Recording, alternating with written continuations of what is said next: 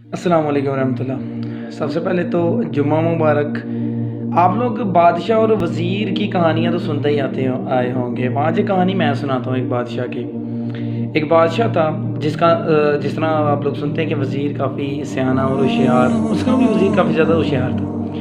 بادشاہ نے ایک دن وزیر سے پوچھا کہ مجھے کوئی ایک ایسا جملہ بتاؤ کہ جب میں اسے خوشی میں یاد کروں اس جملے کو تو میں غمگین ہو جاؤں، اور جب غم میں اس جملے کو یاد کروں تو میں خوش ہو جاؤں۔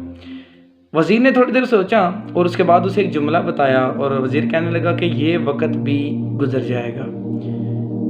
بادشاہ نے اس جملے کو آزمایا۔ ایک روز جب دعوت تھی، کافی خوب لوگ اس کے آئے ہیں، مہمان آئے ہیں، بادشاہ بھی جناب کافی زیادہ خوش ہیں اس دعوت میں۔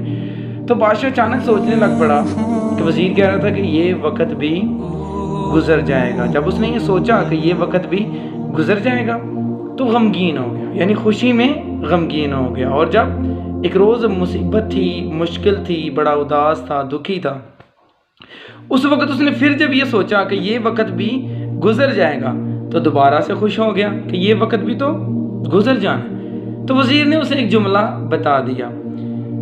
اب یہ جملہ ہمارے اوپر کس طرح لاگو ہوتا ہے، ذرا آپ لوگ غور کریں۔